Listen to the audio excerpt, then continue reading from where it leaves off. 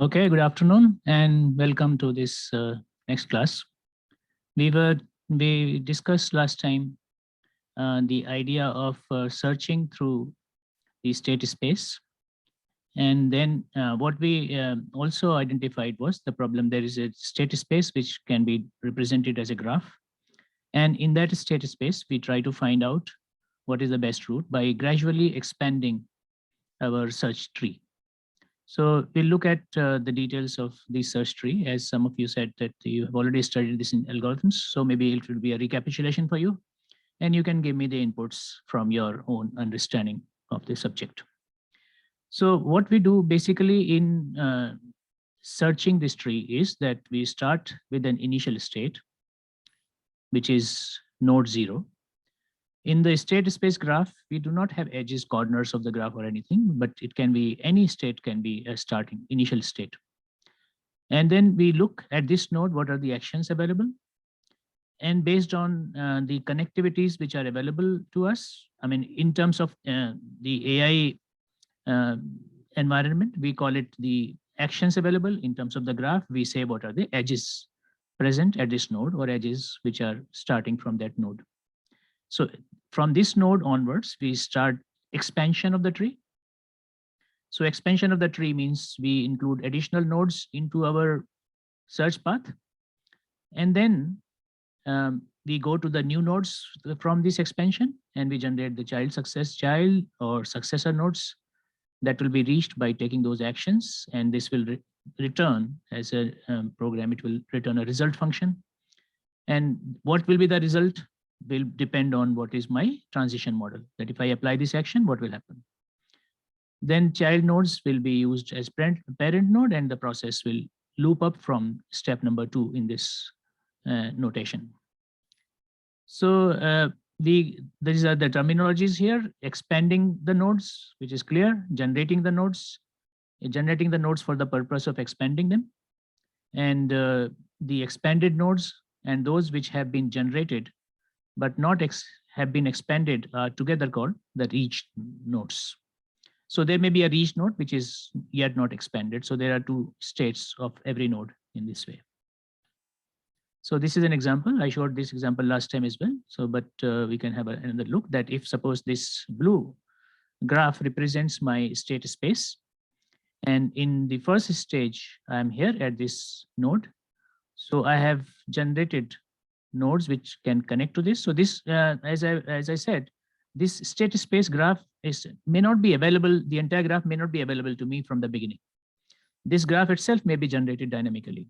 So, and that's why that is how we explain that in our search space may be infinite as well. So we generate this part of the graph. So when we are here, what we'll generate is what are the different actions possible here, and action from the action space, I will generate additional nodes, additional states, which can be reached from here. So here the 3 nodes are connected, and then these 3 nodes, which are basically the reached nodes at this point of time, they are not yet expanded. This node particularly here, this is an expanded node because I have expanded the graph from here onwards. So the nodes, the edges to the next nodes I have created, and this has been generated. These nodes have been generated, as well as the this has been expanded. So in the next step, for each of these three are called the frontier nodes.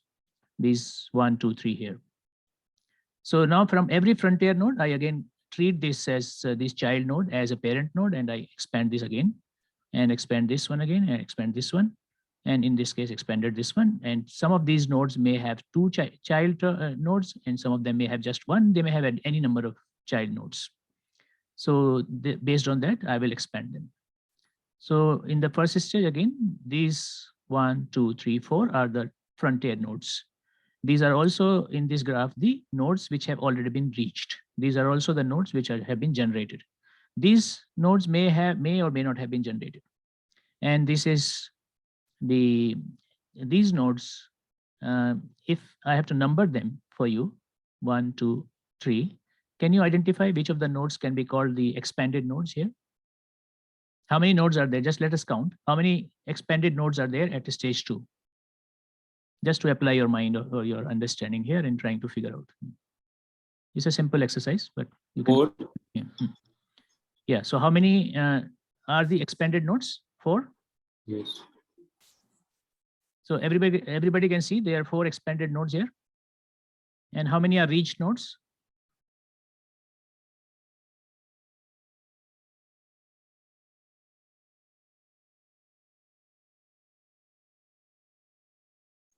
Could you again define the So how reach? many reached nodes are the nodes which have been reached or where the graph has been expanded? Search tree has reached there, but the end nodes of that search tree have not yet been expanded. They include everything.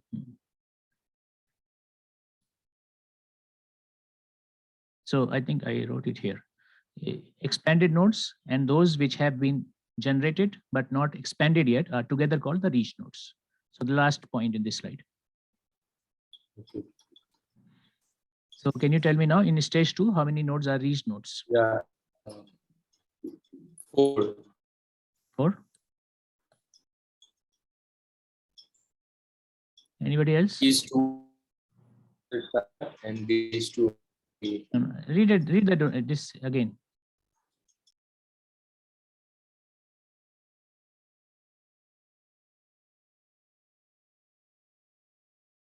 Reached nodes is the sum of the expanded nodes and the frontier nodes, basically, which have not yet been expanded. So these are 8 in this case. All these nodes are actually the reached nodes. All those which have been shown in maroon color here. How can they be reached node if they have been expanded upon? No. Expansion means their child terms have already been generated, but they have been reached. You have reached here. Now, after you reach them, you will expand. So expansion will take place in the second place. So that it is clearly mentioned here. Those which have been generated but not expanded yet, they are together. They are called reached. So in some sense, they are the nodes which are available to you at a given time. They have been reached. The graph has reached there. So in your terminology, you are thinking that a reached node a node should not be considered reached if it has not been expanded. So that's not how we define this. The reached nodes here, the nodes which have been expanded, the nodes which have been generated are also included in the reached nodes because they are at least part of the search tree now. So or you can actually. Why it is important to call them reached nodes is it is possible that there is one of these nodes is a gold state. So expansion of every node is not required. You might your search will stop here if this is a goal state.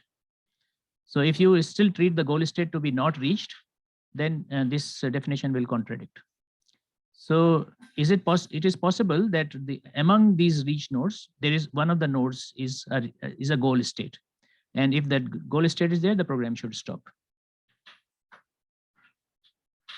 Okay, so expansion is not necessary. Sir.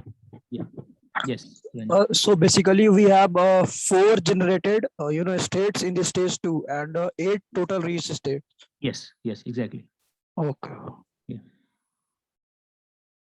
So there are 3 terminologies here: expanded nodes, reached nodes, and generated nodes. So generated nodes are those which have not been expanded yet. They have been just generated. Then expanded nodes are those which have been whose child nodes have been created.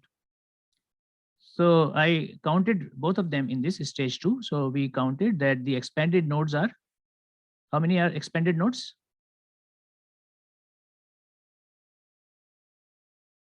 We just counted. Can you count again? 4. So 4 are the expanded nodes. Which of them? This one, this was the first actually, and this one second has been expanded. So in each case, the second, if we started from this node, the second stage of the tree has been expanded. So 1, 2, 3, 4. That is why these 4 are the expanded nodes.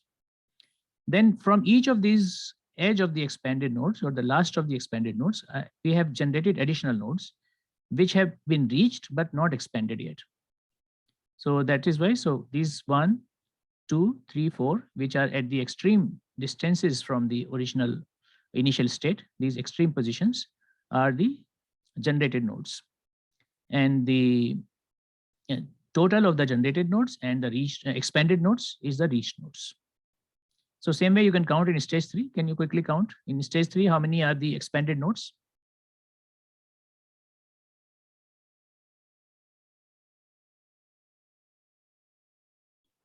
Seven. Let me hear from others. How many will you count? The expanded nodes.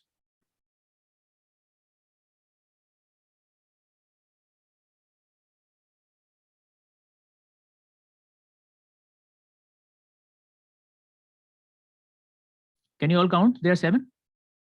Expanded nodes are 7. And reached nodes?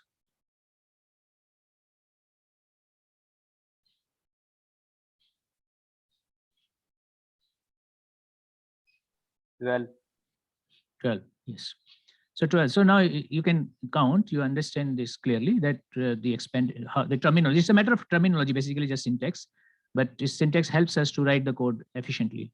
That's why they have to be defined in an objective manner. So as I already mentioned, the set of nodes which have been generated but not expanded yet on a search tree are called frontiers. So let us count the frontier nodes in each of these 3 stages. In the first stage, how many frontier nodes are there?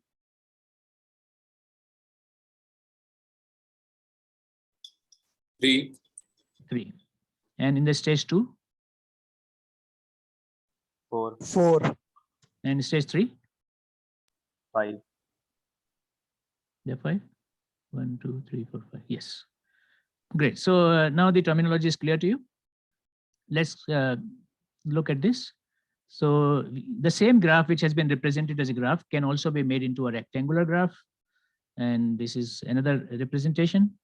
Then in this, the blue one is the initial node, and the green nodes are the frontier nodes. So sometimes it is better to think of it as a lattice, and then you can think of some of these are connected, some of them are not connected. When you expand the graph, you may not have to expand in all possible directions. So this is another representation. We already understood this.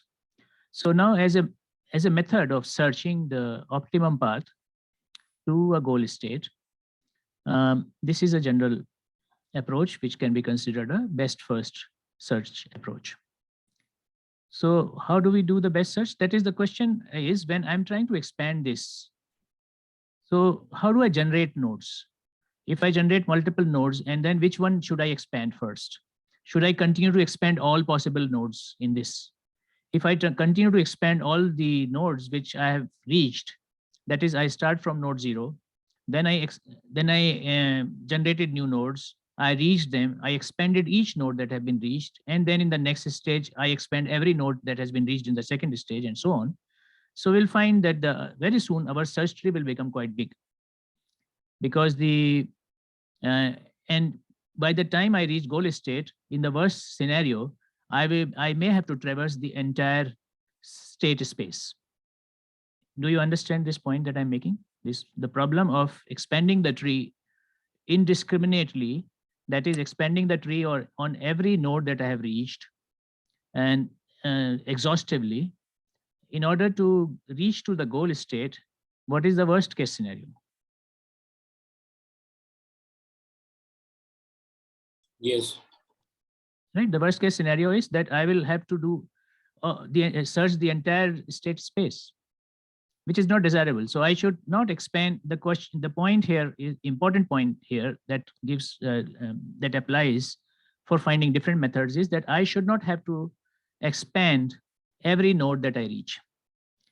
The nodes that I reach, some of them should be expanded based on some logic, based on some criteria. I will decide which nodes I will expand and which nodes I will expand first compared to the other, so that I can reach the goal state without having traversed all possible paths from the initial node to the goal state. Otherwise, we are not doing it intelligently. We are doing it with a brute force. It is sometimes possible our graph is very small and we can apply a brute force and we try all possible combinations and we can reach the goal. But for a reasonably large graphs, this is not a right approach. So that is what we do in our day-to-day life also. We do not try all possible combinations to choose a path. We try and we do not see it too far how this will impact our outcomes.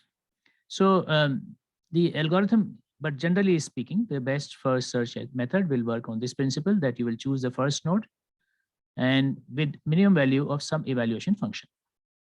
So to which node I'm expanding? I'm expanding that node so that I will define some evaluation function and minimize that evaluation function. And then on each iteration here means reaching the nodes and expanding them. On each iteration, we choose a node. We choose one node, not all the nodes, on the frontier with minimum function n value, and return if the state is the goal state. That is, I'm generating certain nodes, child nodes. Suppose I generated 5 or 4. So I do not expand all 4 now. I choose one of them to expand. And now which one out of them should I expand? This says that we define some function. And I do not know right now what function this will be. And based on the way we define this function will determine what algorithm I am defining. So I define some evaluation function, and this evaluation function will be minimized to choose the node that I'm trying to expand. So now immediately before I go to the next point, doesn't it raise the question that I will not be able to expand the graph enough if I just choose the one node? So is it possible that I'm using the criteria that I just defined and still I can create the graph like I have created in stage 3? Can you think of a scenario when the graph search like stage 3 could have been generated following the criteria that we just mentioned?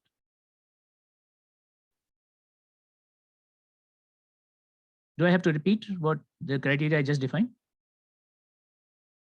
What I'm doing is the method that I'm using is I'm at a node. I have now generated the frontier, and from the generated frontier, I expand only one node. I don't expand all 3. I expand only one node, and I will choose which of these 3 nodes I'm expanding. I will use some evaluation criteria. For each of these 3 nodes, I will choose. I will calculate a function f. If n is my node, this value, when I apply fn on this node, I will get some score. When I apply that function on this node, I will get another score, and same for another. So I'll get 3 values for each of these 3 nodes, which are in the expanded state or which are on the frontier. I will get 3 values of fn. Now, out of these 3, the one which has the minimum value of fn, I will choose, and I will expand that. And then I'll again go to the frontier and do the same process again. So if I were to do this, is it possible that from stage 1, I will be able to reach to stage 2 through some steps?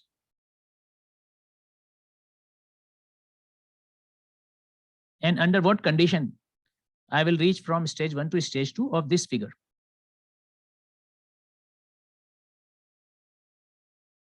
When the further evaluation is greater than the one in the earlier one. Like firstly, we choose a node whose function value was lesser than all those 2 nodes. So let us say I generated this, and this one is 1, 2, 3. I'm naming them clockwise, 1, 2, 3. So let us say F2 has the lowest value. So I choose F2. I choose to expand node 2. But in stage 2, my node 2 is expanded, of course, but my node 1 is also expanded. And my node 3 is also expanded. So is it possible that I will be able to expand node 1, 2, 3 before I expand node 5, 6, and 7? 5 and 6. You're getting my point? Because now if you have expanded yeah, Rahul. If the evaluation function has a property that means it always chooses a first best and the best among that best, and then the best among those nodes which are its children. Means if this is the way it happens, then it won't be able to. But if somehow we can. Yeah. So the key point here to note. Yeah, I think. Yeah. Please, Rahul, complete it. Yeah. The evaluation function may get worse, then we would change our those whatever we will try another frontier node for the searching. Then we can reach that stage. Yeah, so the key point here is that our frontier nodes don't have to come at the same number of generations level. Some of them may have come after 4 stages of expansion, and some of these nodes may still be at the first level of expansion. Do you get that? This is the point I want to emphasize. That our frontier nodes are not necessarily at the same distance from the original node as far as the number of edges covered is concerned. You all understand this point. This is a very important point to understand, and this is where the efficiency will come from. Because if my frontier nodes always contain the nodes which are at the same generational level, or which are after the equal number of edges from the starting node, then I will again end up expanding the entire state space. Is this the point that is getting clear to you? You understand the importance of this point, not only the point, but also the importance of this point. Because the expansion of the tree will not proceed in terms of the number of edges from the starting point, but it will proceed in terms of the evaluation function. And that evaluation function may get minimized at different levels of generation in different directions. Do you agree with this, or you have to add something to it?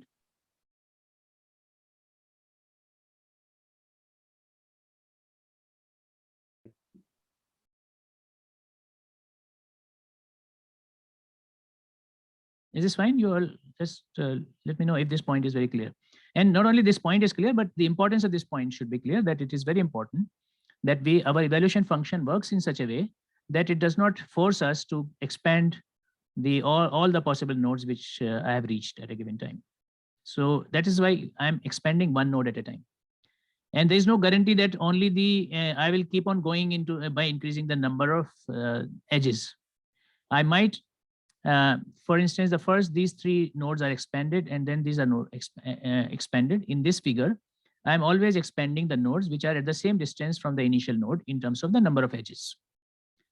But if the evaluation function of this node is smaller than this node, this node will wait for being expanded. This will be expanded only after I have expanded 3 or 4 here, or any number. So because this particular node may be very expensive in terms of the cost, or in terms, but cost I do not know for the goal state. The cost was originally defined as a performance measure, but here the cost is in terms of the evaluation function. If the evaluation function for this particular node is high, maybe this path is too difficult, as if we take the real example of the navigation system. If this particular route has a lot of congestion, even if there is just one traffic signal from one point to the other, I will not go to this traffic signal because this may be prohibitively large cost. And I will go to those signals which are, even though there are 4 signals, 5 signals, more signals are to be crossed in this path, but they may be faster because the evaluation function there is giving us a more favorable result. But once I have started on this route, it does not mean I cannot reach this route, because I'm not still navigating it. I'm still trying to find the best path. I'm not actually driving. I will drive I'm still looking for what is the best path. So in order to look for the best path, I will scan this tree. I reach here, and then again, all these nodes, this node is part of my frontier. So I will use that value of the function fn and the values of the nodes which have been expanded through the expansion of this. So I'll check the frontier again, and my frontier may contain some of those which are very close to the original node in terms of the edge counts, and some which are very far. So that is the key point here. So that is how the algorithm will proceed. I will start with a node, calculate the minimum value of an evaluation function. Each iteration, I choose the new, I calculate frontier values of the fn for the frontier nodes. Then if I also check, I may have already reached the goal state, so I don't have to expand any nodes further. I check if the node is the goal state, then I stop here. If it is not a goal state, I continue. Expand to generate child nodes for all the frontier nodes. Each child node is added to the frontier now, if it has not been reached before, or is re-added if it is now being reached with a path that has this is another important point. It is possible that some of the nodes when I reached them in after 2 edges, had a high evaluation function value. But when they are added to the 5th node or 7th node, their evaluation function value is smaller at that stage. So it is possible that I may have to add to my expansion tree the same nodes which I have already reached before, or which I expanded earlier. So this is another important point, that our graph, just if we are looking for the best first search method, I'm not guaranteeing that the same node cannot be returned, cannot be repeated. Okay? Or you might be going back to the previous path if the function cost has now reduced, because now you're reaching that particular node from another location. So if you again think this in terms of the navigation system, that there is in my path, my next traffic signal is at location B, but if I go from A to B, the cost is high. But if I go from A to C first and C to D first, and then I go to B, my evaluation function may cost less. My function cost may be less, and therefore arriving at the node B from after having traveled C and D first may have a lower cost for us, and therefore this kind of routes may become possible, and these kind of routes also have to be investigated. If we ignore this route, possibly I will miss the best route to my goal state.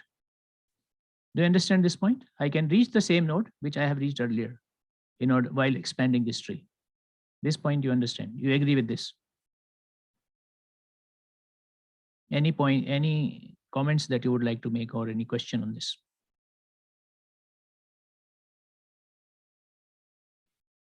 Now, if this becomes my algorithm, then this algorithm will return either a failure or a node that represents the goal. So now, since you have also studied these algorithms, so can you tell me under which condition this algorithm will return a failure? Why should it return a failure?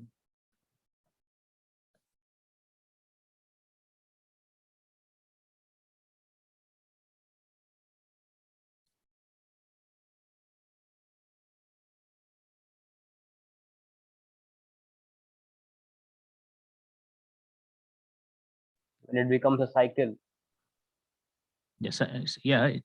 If the path that I'm expanding, if my expansion tree, search tree becomes cyclic, then it will not lead to a solution. When it will become cyclic? So why should it become cyclic?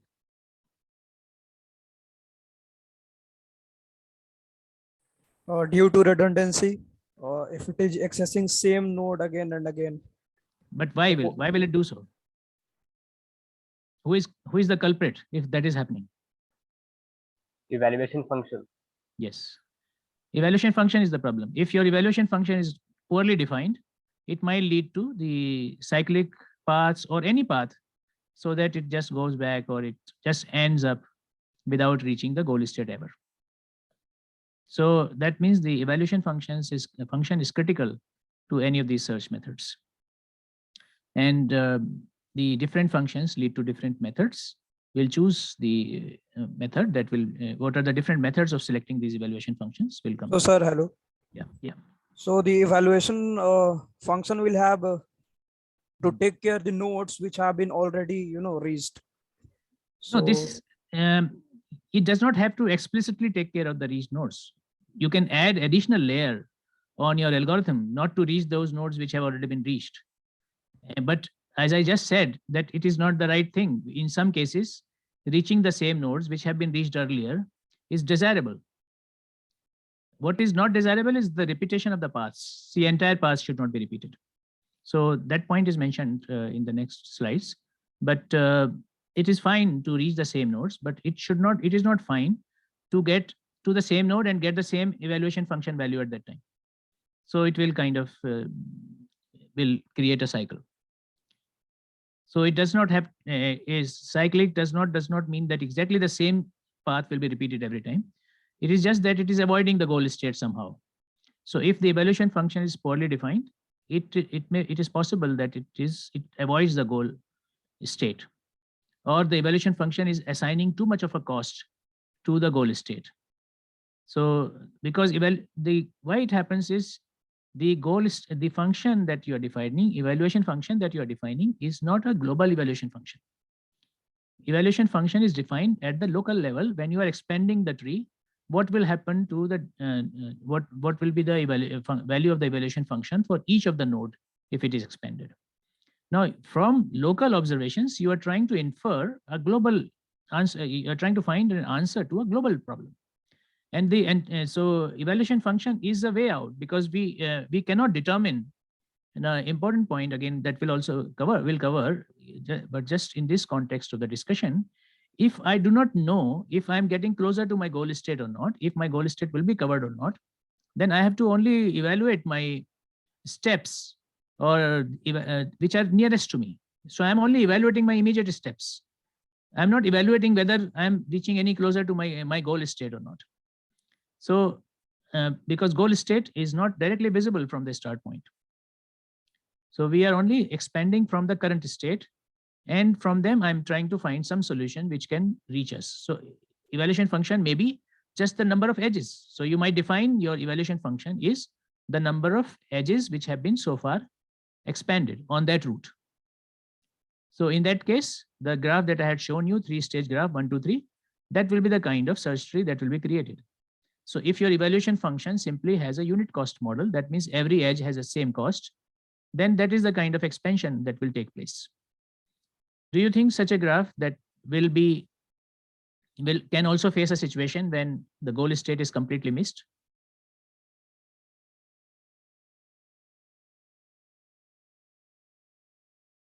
You understand what situation I'm referring to? I'm referring to this. So what kind of evaluation function will generate this kind of graph? I just mentioned, I answered. Can you repeat it for me? Means it will Say again.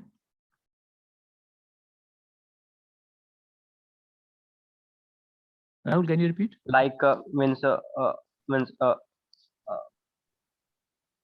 the evaluation function increases after every generation. Means Yeah. like, So in summary, if the evaluation function just counts the number of edges. Yeah. Yeah. If my evaluation function is based on the count of the edges, then this kind of graph will be generated. Okay. So if fn is equal to 1, where for every step. So this kind of graph will be generated, and then tree will continue to expand. So now my question was, if that is my evaluation function, an algorithm which is based on this evaluation function can also encounter a situation when it cannot reach the goal state?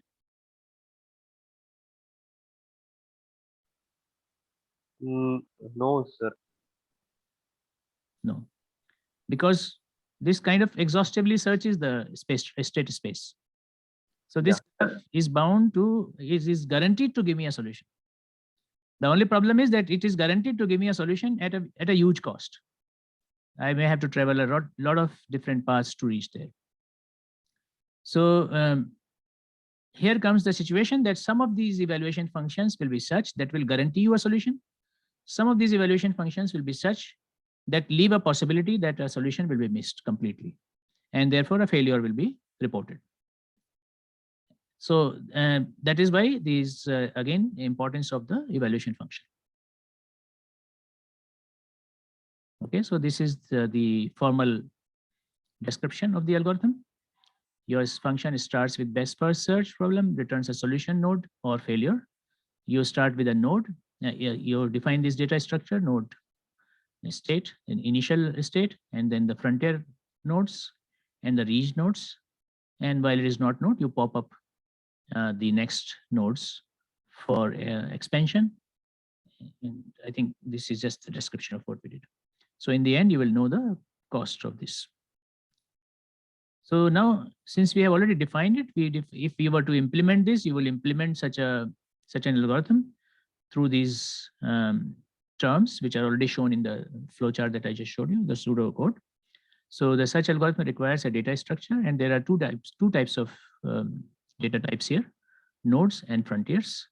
A node is a tree. A node in the tree is represented by a data structure with 4 components: node state, the state to which any node represents. It will also, for every node, I also should keep an information about what was the parent node that generated this node. And I should also know what are the actions possible from this node. That means what are the nodes to which I can go. And I should also know what is the path cost. That is the total cost, starting from the initial cost, total cost of the path from the initial state to this node.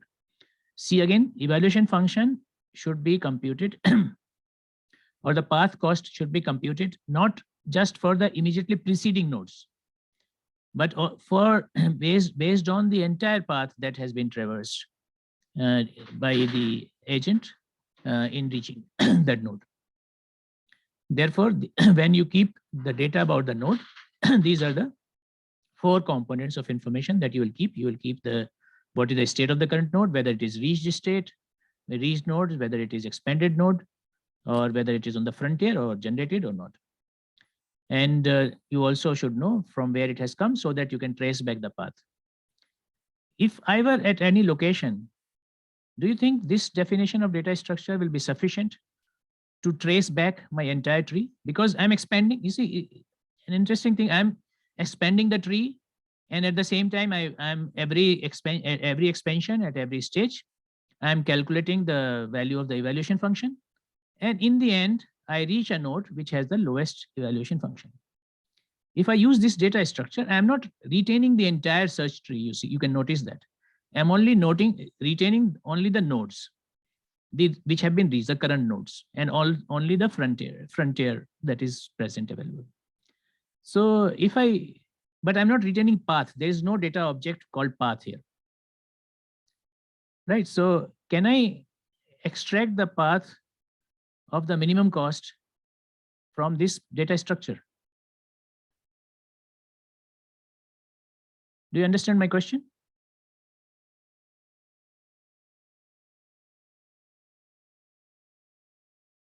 Or in other words, let me ask you this question. Why my data structure contains only the information about nodes and information about the frontiers? Why am I not retaining path also? Because ultimate goal is to find the best path, and I'm not storing paths. Because evaluation function is defined for the nodes. That's fine, but even if I have completed the program, I'm not retaining the path. Where will be my path? My goal is that most important part. You cannot reconstruct the path because you have no information on the ancestor nodes. Yeah, that's what I'm asking. So, can you repeat what you said? Yeah, I was just saying that, yeah, you cannot reconstruct the path because you have no information. At the end, when you reach the goal state, you have no information on how you reach there. Yeah, so ideally speaking, it appears prima facie that I should also have another object called path, where I should store the information about the different paths I have taken. Can somebody explain to me why path object is not required in this data structure? Aditya, you don't want every path, yes. right? We just want the minimum, the set of nodes that give the minimum cost. No, but if I suppose on my graph, I found the minimum cost and I identify 10 nodes in that, but I'm not retaining their connectivities. So I don't know which path is my best path. There is no data object which is retaining that. You're getting my question? Wouldn't it be a good idea to also have a path object and store the paths which are best paths? Either all the paths available or at least the best path I should retain there.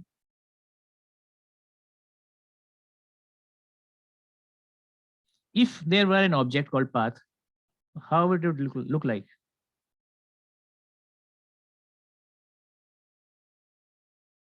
Path will be a sequence of nodes, right? If I just store the sequence of nodes in this path, that is sufficient. So do we need that object?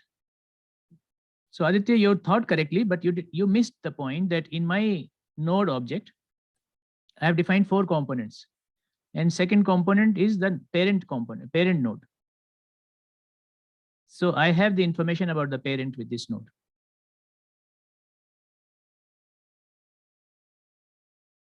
correct?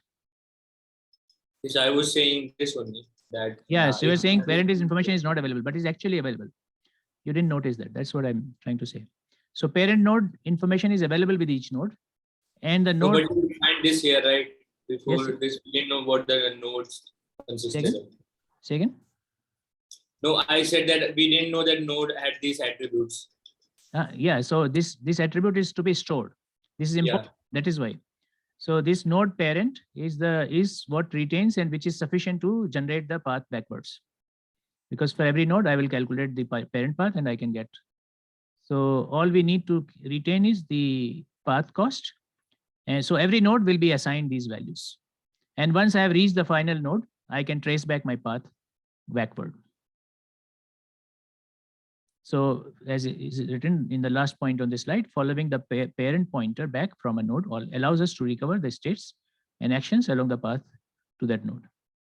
So if you start from the goal node backward, then you know what solution have you actually discovered, right? Okay, so now another thing, how do we do the data structure for search tree frontier? The frontier can be thought of like a queue. And from this queue, you pick up which node you are expanding. And then because on the frontier, before expanding any of the nodes on the frontier, you have to choose which one will you expand first and which one will you, which will enter first and which will enter last. So if the frontier is empty, then returns true only if there are no nodes in the frontier. Then it will stop, the program will stop. Pop up from the frontier removes the top node. We can remove the top node from the frontier and return the pop. So now I know this is the node on which I have to work. So there will be top frontier, does not remove the node of the front, returns the node, but it does not remove from the queue. So I have to, at any given time, I want to keep the minimum number of nodes in the queue so that I can save on the resources. So I will either pop a node, I will either top the node, or I will add the node in order to expand. So this is how the functions will work. And then based on these queues, you will have three types of queues: priority queue, which pops up the node with the minimum cost according to the evaluation function that we just discussed.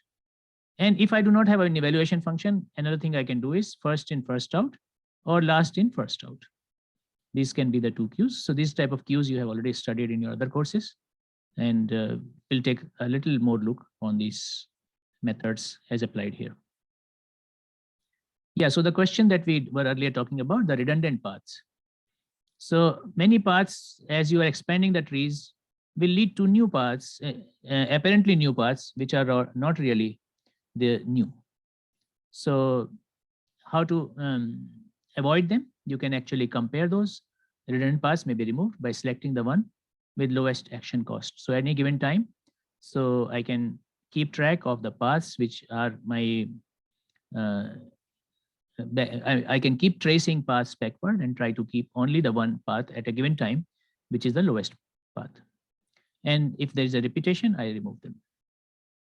So now, in order to do this, that is what I was saying earlier in this discussion, that if in order to remember my earlier paths, I have to introduce another object, which is the path object. So if I were to remove redundancy, I'm retaining them. So how many paths should I remember in that case? If I remember all the paths, so then there is a remark that is written in the red in this slide. Methods that cannot remember the past are doomed to repeat it. So there should be some mechanism of remembering the paths which have already been traced. Otherwise, you will be doing repeatedly the same tasks, traveling the same path again and again.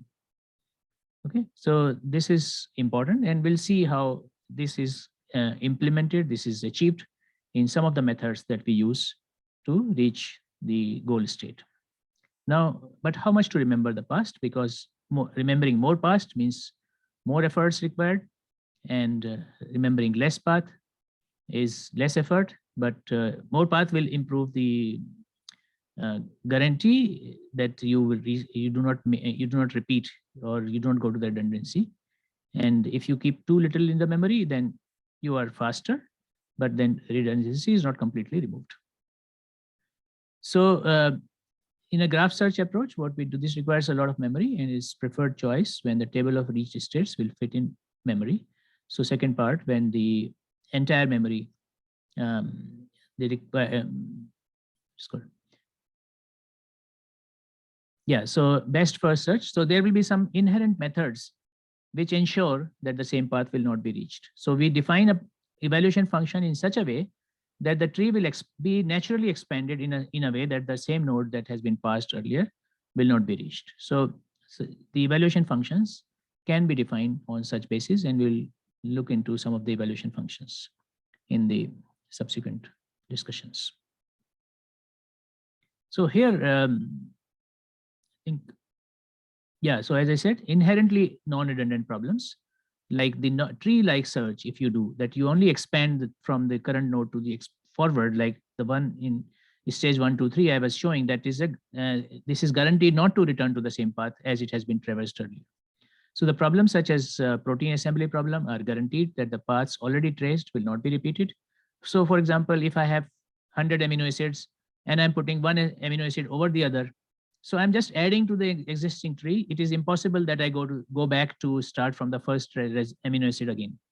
So some of the problems inherently, real world problem inherently are such that there is no need to keep track of what paths have been reached. They are inherently non-redundant. Search methods can provide additional safeguard against it. Such methods tracing the paths which do not repeat nodes inherently are also called tree-like search methods. So this is the term used for methods which do not go back to the previous paths. So two ways redundancy is being avoided. One is that your problem that you are addressing, the real world problem, inherently has a property that the path will not be encountered again. Secondly, you incorporate this into the evaluation functions, and any method that ensures that the path will not be repeated can be called a tree-like search method. So in reality, in real life, when we solve real problems, a mix of graph-like structure and tree-like structure is employed. So can you now tell me the key point I have made about the difference between graph-like search and tree-like search?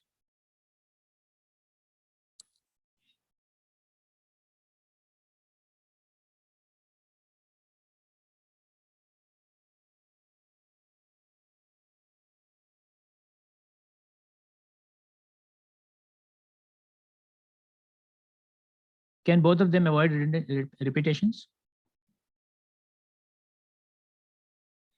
Or let me rephrase the question. Can you tell me how a graph-like method will avoid redundancy and how a tree-like will do?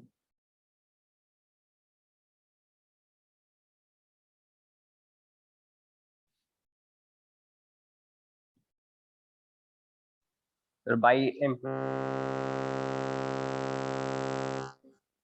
whether that node has already been reached or not. Rahul, your voice was not heard properly. Can you repeat?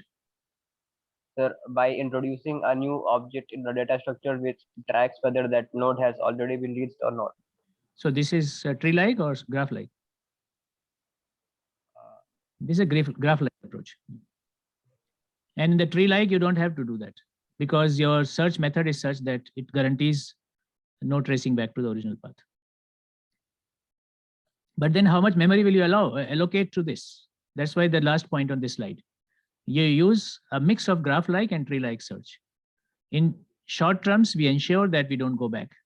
But in long term, we allow going back or vice versa. So a mix of this, you have the checkpoints. Within them, you allow certain redundancy or certain check of redundancy through the graph-like approach. And in the larger context, we use a tree-like approach so that we don't have to check too many paths at a given time, and the memory requirements of the method can be kept at a reasonable or manageable level. Okay, so now when you have developed the method for searching this graph, either as a search tree method or a graph-like method or any method using the evaluation function, you have to evaluate whether you have a good method or not. Your search method that you have devised should have certain properties.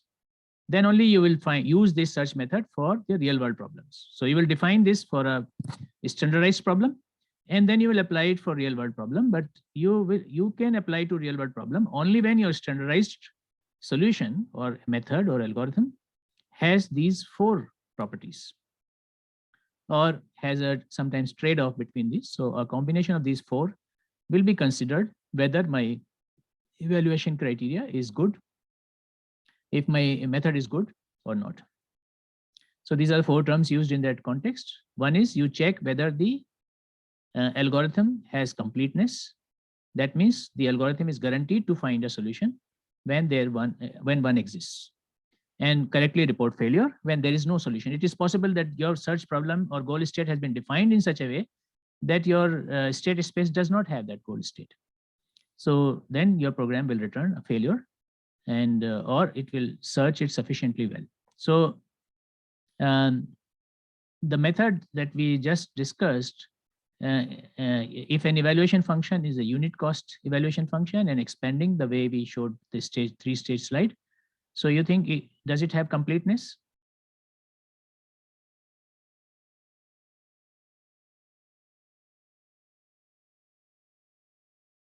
You already discussed this. Yes, it is complete because it is guaranteed to return a goal state or failure, right? Because it will practically scan the entire state space. Agreed? Yes, sir.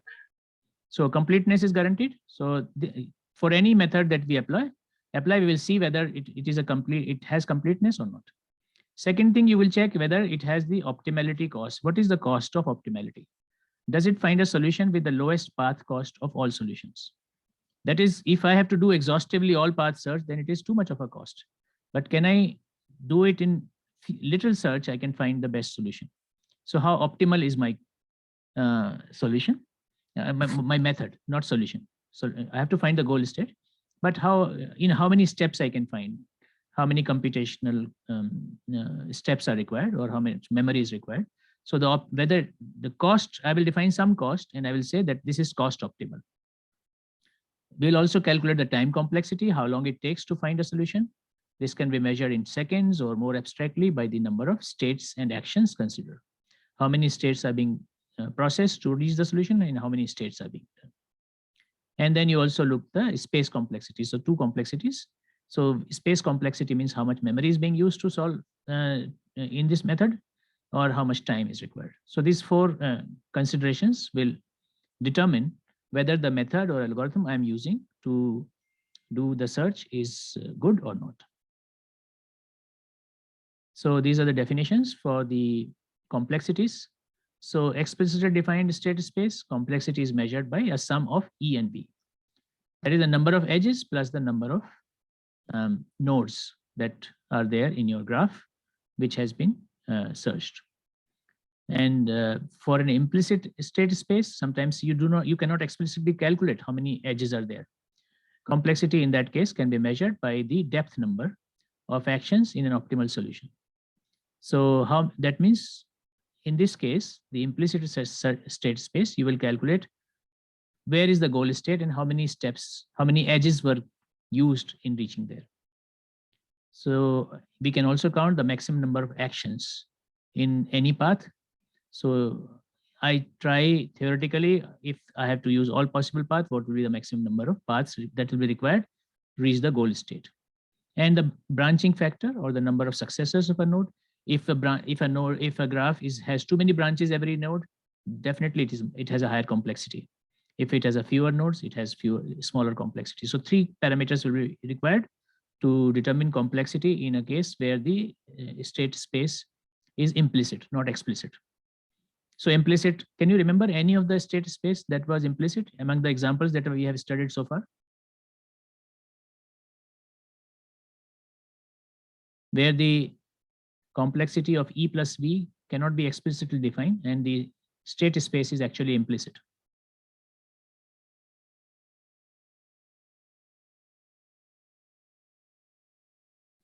Knuth conjecture was one, where the nodes are being generated dynamically.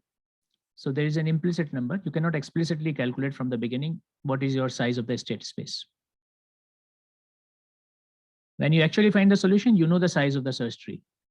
But for a general case in abstraction, we do not know. Therefore, it is implicit, and therefore, in order to calculate the complexity of such problems, real-world problems, you will have to calculate what is the depth at which you will find solution. What is the worst case scenario? How much depth will be required to reach there? What is the number of actions that will be required, and so on. Okay, so another point is that your search strategies may work either in an uninformed manner or in an informed manner. And this will be the last point for today's discussion. So a search strategy that cannot evaluate if and which immediate action sequences will take the agent closer to the goal state is called uninformed. If the expansion of the tree can be guided by the branches that will bring the agent closer to the goal state, they can utilize informed search strategies. I'll let you elaborate on this point.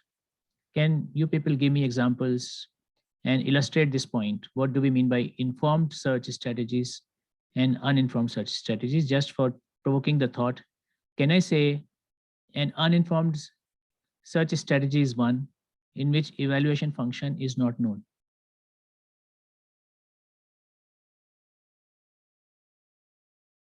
Okay. Since you people have already studied the Can you repeat the thing that you said? Yeah. Say again? Should I repeat it? Yeah.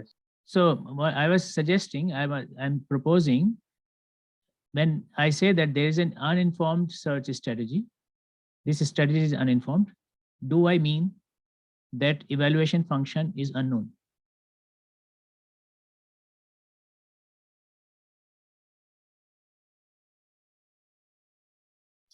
So you are saying that being uninformed is equivalent to not knowing the evaluation function? Yeah, I'm asking you if that is true or not.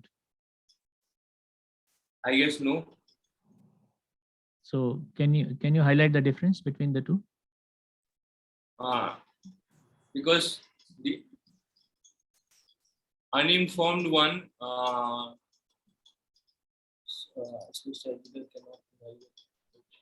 yeah, so uninformed one is something that doesn't know the step that it takes would take it to the eventually to the goal state. But even if we have an evaluation function, it just looks at the minimum cost in the yokai area. It doesn't know that it would reach eventually to the goal state or not.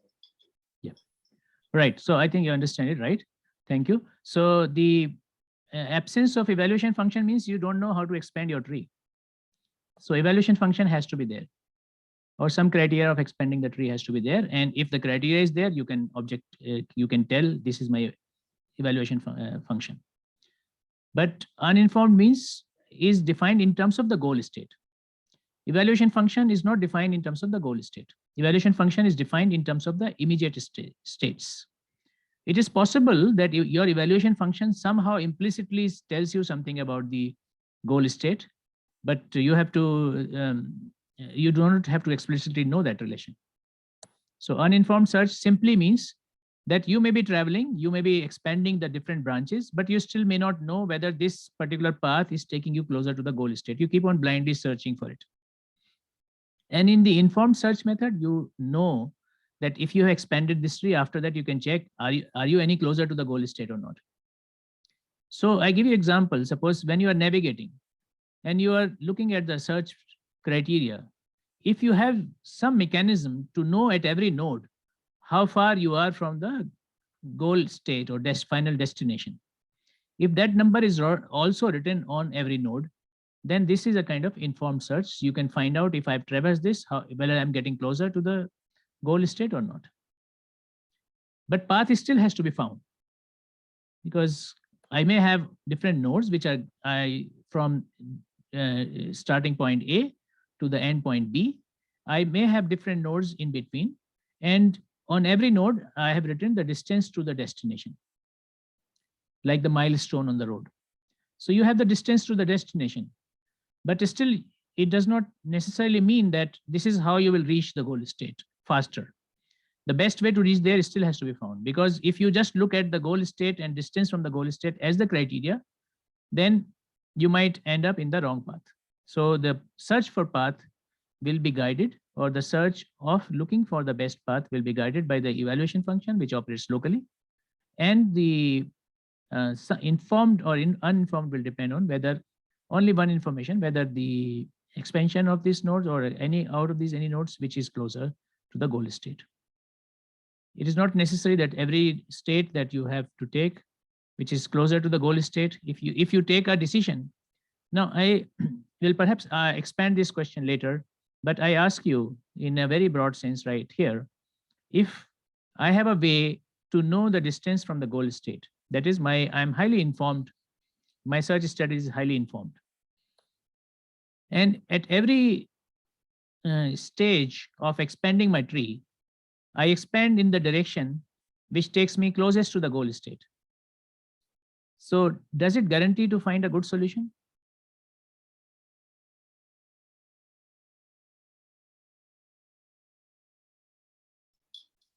The good solution would entail that it also has minimum cost. Yeah, minimum cost, optimal solution. So cost optimality is guaranteed in this way.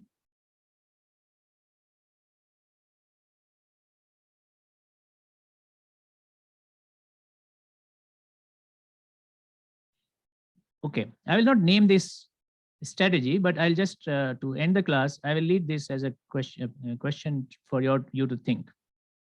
Suppose the goal of your career is to get the highest salary after 10 years. And year by year, you choose a job which takes you closer to the highest salary. Now, are you guaranteed to choose a direction of your career which will in the end be closest to your goal? Right now, you can just say yes and no. I will discuss it in the next class. No. No, you understand it is no. So we'll discuss this algorithm, which works in this manner, the way I have described it, and we'll discuss it further in the next class. So I'll not discuss this particular question. We'll leave it to the next class, but other parts of the discussion of the lecture today, we can discuss, or you can ask any questions if you have.